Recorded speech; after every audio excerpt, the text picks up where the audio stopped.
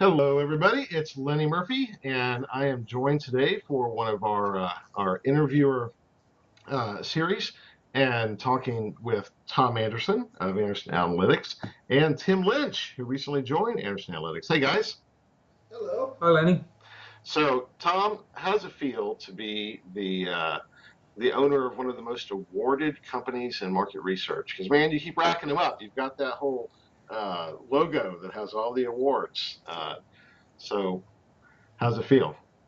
Well, I'm very humbled to be working with some very smart people, and so I think it's I'm learning all the time, and that's something that maybe I we can discuss later in this talk about the CEO summit and partnering with people, smart people, and so. But yeah, it's been great so far. Very cool. Now, Tim, you have been knocking around the industry for a long time, and now kind of in stealth mode. You just joined Anderson Analytics, so tell me about that. Odintext. Absolutely. Sorry, I'm so sorry, Tom. You're right. Odintext. Apologies. I still think of you from when we first met. Apologies. Odin's in the background, so I'll just listen to Anthony Hopkins there to remind myself. Sorry, Tim. Go ahead. Yeah, no, it is. It's great to join Odintext.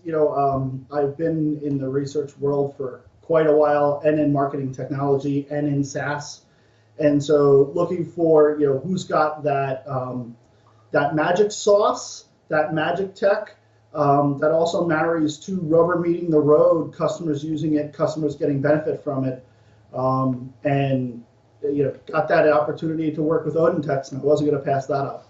That's And awesome. and Tim, I mean, what Tim, one of the reasons, Tim, is because he really values the customer and the customer relationship, and that's one of the first things he's been doing is talking and meeting with lots of our existing users, and Absolutely, yeah. We're going to be doing a lot more of that. As everybody who's watching this, sees Tom Anderson out there, and we socialize some of our case studies, but there's a lot of our case studies that don't get the airplay, if you will. And we want to highlight those people who are doing awesome things with our tool. And where we can, we'll socialize that publicly, and where we can't, we want to socialize that within their organizations, because the market research function, particularly around analytics, is getting hit from every department. Customer service comes in, we start talking about customer journeys, we talk about the customer experience management, the whole customer. All of those efforts are using our tools and methodologies. So where we can elevate and socialize our departments, we want to do that. Okay. So tell me a little bit about the journey, since I screwed up and said Anderson Analytics and now you're Odintext. But I think a lot of folks aren't necessarily clear on that transformation from the company. So give just a little bit of kind of what took you from Anderson Analytics into Odintext, and where you are today. It's a pretty fascinating story. yeah, I mean, yeah, I mean, I tell this story quite frequently, I guess, to clients who like to have some background on why we're unique. Um, and it really started over 10 years ago. I got into data mining and text mining in grad school. I had a professor who was encouraged me to get interested in that area, and subsequently, I was managing the Starwood Hotels account on behalf of TNS. 1.3 million surveys in the guest satisfaction program alone, and we weren't doing anything with the comment data, which I felt was the most important thing. So left at that time and partnered with well, actually IBM SPSS or SPSS at the time. We hosted the first Text Analytics Summit together. We were heavy users of two of their software products initially, text mining for Clementine and text analytics for surveys. But looking at everything else that was in the market over now a 10-year period, obviously it was too big of a gap we found between what these software companies were offering and thinking that an analyst actually needs. Never mind, they totally did not understand what the C-suite wants, and the C-suite care less about sentiment and things like that, or whether Pepsi's mentioned more often than Coke one week versus the next. They want to know how to make customers actually happier, not so much more loyal, and actually drive revenues. I mean, usually that's what it's about. And so that's the question that we set out to answer, not anything underneath that. And we ended up having to build our own tool. And so what makes us unique, I mean, and this is maybe something that also has come up very much this year is the AI, right? Artificial intelligence, machine learning is the new buzzword. And, lucky enough, and no offense, Tim, but, we have some of the smartest PhDs in computer science that I've ever worked with. Two guys work here at Odintext, and Tim and I and others are always learning from them. But importantly, they also have to learn from us. And that's the difference, I think, with Odintext, because those 10 years of trying to work with everyone from IBM products to everyone else and not making it work, that was the problem, because it was just software developers. So we have 10 years of experiential knowledge of how to act, what customers actually find useful, and you marry that with computer science, and then, only then, do you have something useful.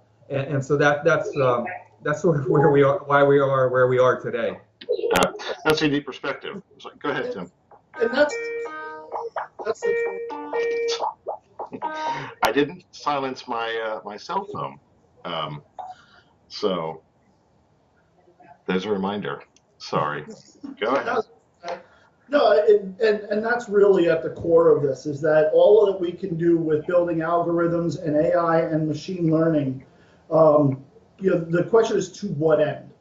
And for us and for our philosophy and what we believe at Odintext is, it's to make a better researcher. Yeah. It's to give somebody with the skills better data, better information. And that's really our bottom up. So our AI, our machine learning, feeds that up to the researcher. And so that's what we call our bottom up. And then our top down is the researcher applying their skills to their particular needs. Yeah. To Well, and you've done some, amazing kind of research on research or even promotional efforts over the years that I haven't seen anybody else in the text analytics field try and attempt, like your analysis comparing the Quran to the Bible, right? Which you got a lot of press for. The research right before the election, where you didn't quite believe your own data, but you saw that it was going to be a Trump win based on that, and most recently your Showhole research, which was very cool, of how to utilize text analytics to address these various business issues. So I think the proof is there that you've done some amazing stuff that other people just simply haven't done. Thank you. Yeah, well, it's fun to actually, those, we call it text analytics tips, and that's really sort of what we call our blog. And Tim just joined, but he's actually gonna be posting probably next week his first text analytics tips. But these tips aren't meant to, like in the case of the Trump election, for instance. It was data that was quickly gathered the weekend before the election, 3,000 completes via Google surveys. We don't purport to be political pollsters in any way. And so, but that said, the data, I mean, GenPop US Internet, if that's not important, well, Nate Silver had said that Google's survey sample was one of the best or second best or the best in performing for him. And so, so while we are sort of setting up experiments for thought to encourage our users who probably are not going to analyze the Quran and the Bible, or are not going to maybe be interested in solving their Showhole dilemma, like the last post, which was fun, and helped us understand, what Netflix must have gone through to build their algorithm, because it's more complex than it sounds, actually. Sure. But you can do so many things with unstructured text data that more, and everything you can do with structured data almost. So in fact, as part of Text Analytics Tip, we have a new series called Will It Unstructure? So just like Will It Blend? Have you seen that? Where the guys the CEO of that blender company. He puts in a iPhone into a blender and says, "Will it blend?" And it shows how great his blender is. Right. And so we're taking the idea here, and we've done one post so far. We'll have more of this, but we'll take something that researchers normally think has to go in a structured type of question or and of course it doesn't have to be survey data by any means. We have people using it for email, social, different things. But what kind of results do you get if you don't limit it, if you don't box it into a structured question? Is it different? How? Is it better? And why? And so forth. So it's been a fun thing that people say they really enjoy reading. So thank you for that. Yeah, no, well, plus you're just one of the most masterful guerrilla marketers in the industry. So this, it serves two purposes, right? I'm always in awe of how you utilize really good content based on research science, but also is incredibly interesting and helps, raise the brand. So on all levels, applause Well, for that. likewise, we watch you too, Lenny, and Greenbook. So. Oh, thank you. The Mutual Admiration Society. So, and actually on that note, so I'm a little bit jealous because you got to go to the CEO Summit this week, and I keep kicking myself that I should have gone, but didn't. So let me live vicariously through you. Give me kind of the top line of what happened and what were the hot topics from that standpoint.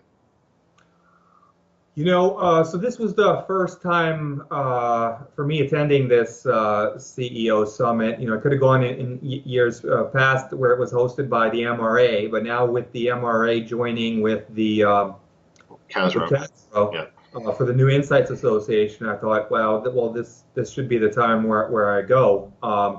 And so didn't know what to expect. 65 market research CEOs in one place. And so I blogged about it. It's kind of fun, the experience. But even though it wasn't a headline in the program, what I heard on stage from Steve Schlesinger and Meryl Dubrow, I mean, they did an excellent job. And they said it. Dan Foreman of Haddad said it. Zappy Store, Barry from Zappy Store.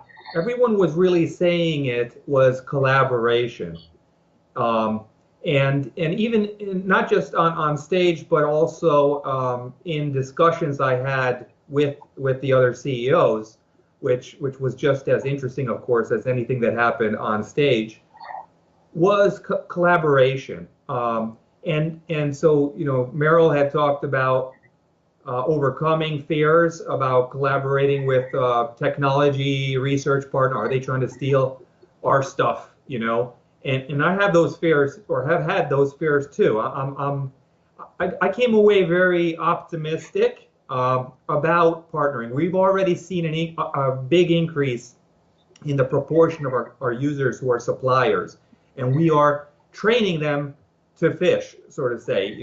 That's our plan. And we want more of those collaborations and go deeper and do more interesting things. I spoke to one CEO who I really admire of a mid-sized market research company. I'm not going to say who it was or what company it is. But I've looked to them many years now, and we've had conversations. I have been invited there to talk to their entire staff about text analytics and so forth, and more deeper discussions with their CRO and chief science people. And to be honest, I got the sense that they were trying to learn a little bit too much about what we were doing at the time. And this CEO admitted that we tried to build something ourselves to me at this conference, and I was like, yeah, I kind of thought so. But I see it in many places, and the CEO said that it was a lot more difficult than we thought, and by the time we were done, technology had changed and everything, and it just cost a lot. And so please follow up with me after this conference because we need to talk about partnering. And so that's where I heard the kind of message I heard from everyone everywhere. And we should be less worried about each other and more worried about the potential entrants, and so forth. And so I'm very glad that I went to this conference and made many new friends that I never had met before, and look forward to really thinking about how we can, really seriously partner in different ways in the future. It's great. And that's my read on where the industry seems to be transitioning as well. A great openness. I mean, I think as we see the bifurcation between service and consulting in the technology, that just means that there's more opportunity for those two sides to be able to collaborate and do what they do best to reinforce each other. You're unique in kind of transitioning from one to the other, but there's not many folks that have done that or could do it or would want to do that. So I think your perspective on that is really, really special to say, look, been there, done that. This is really tough to build software. It's hard to make this leap. Let us just help you. You do what you do best. We'll do what we do best, and a rising tide floats all boats. So that's great that that's starting to really percolate through. So you've made this transition, and I expect you've bootstrapped the entire company at this point. Is that right? Well, yeah, we are bootstrapped to black. I mean, we had definitely. I mean, I have to mention Connecticut Innovations, for instance, has been a great partner. They're the investment arm of the state of Connecticut, and they're continue to show support and want to invest more. But yeah, we haven't taken a lot of money, and we're. Even though we're just so young, a startup, certainly, just almost about a year and a half old company. Like I said, obviously it's built on a lot of knowledge that came out of Anderson Analytics, and that's why left the Anderson Analytics, because you can't do both. A company cannot focus and get things done on two such very different things. It's important knowledge, consulting, strategy on the one hand that market researchers do, storytelling, etc. But you can't really do two such different things.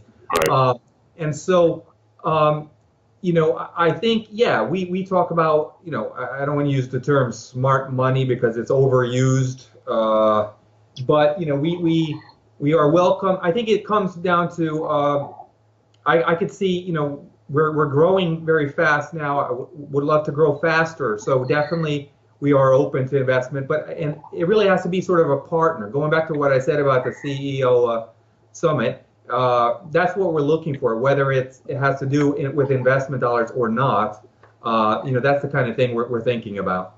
Okay, well, that's good to know. There is a lot of money flowing into the industry right now. It tends to be focused more on private equity, so larger companies.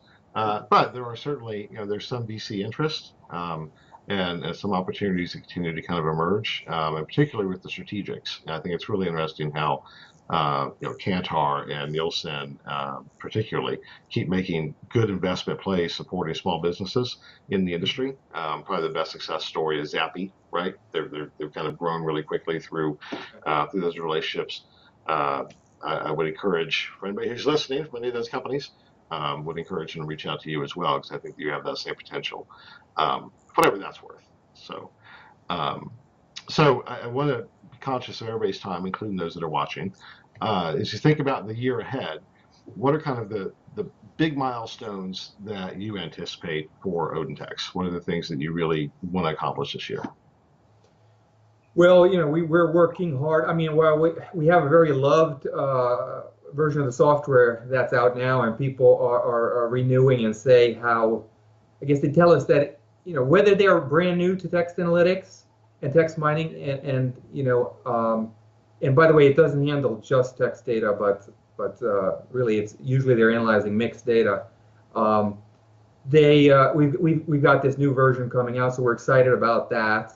I think very much though it's about customer stories and customer success.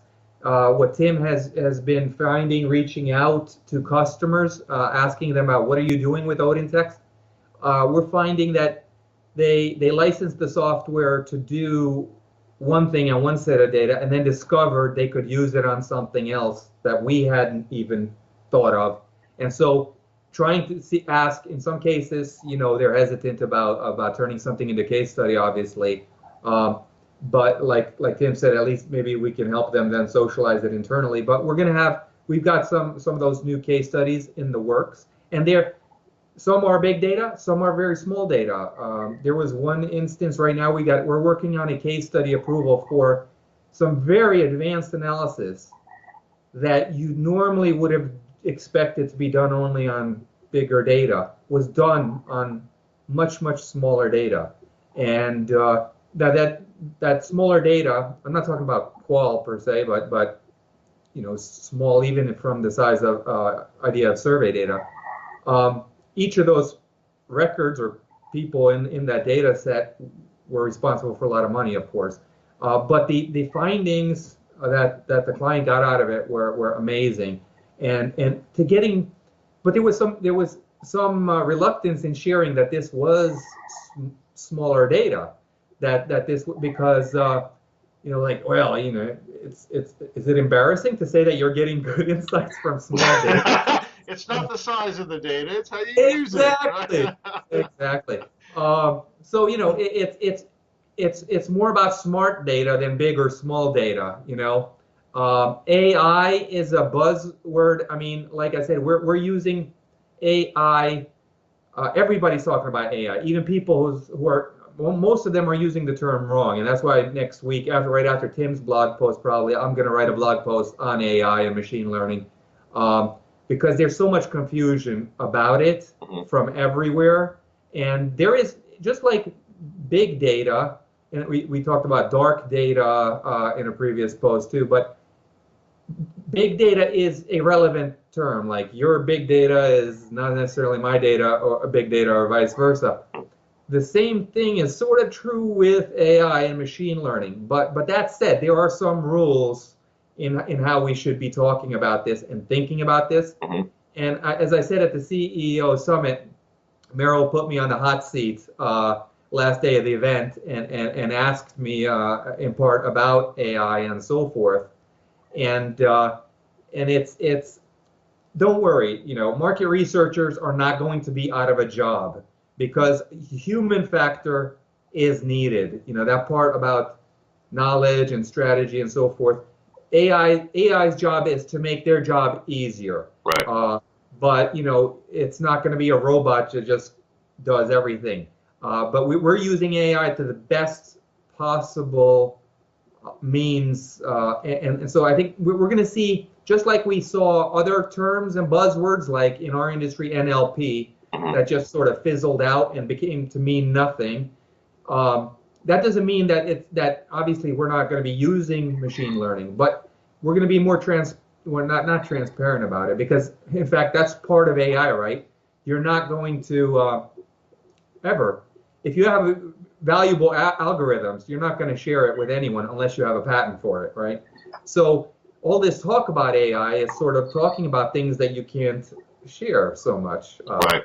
And sometimes applying a certain AI algorithm, like I mentioned also at the conference, where our data scientists have applied different highly powerful MIT algorithms to data, we've gotten the same results with simpler algorithms and so forth that we've been using before. And some people think like more complex is better. More complex is slower. It's about solving the problem. That's what we focus on, and using the problem, not the technology, right, so to say. But I think that's part of our future, and the whole industry's future is part of using technology, partnering with those who know technology, partnering with those who know consulting and knowledge and the customer-facing thing. And if we do that, I think we're all being in good shape. Well, words of wisdom from one of the masters. So I agree. Tim, would you add anything else to now that you're kind of the new guy? What you want to see happen this year? Well, the AI. What is an equation? What is an algorithm? What gets labeled as AI? But my focus is more on where it impacts.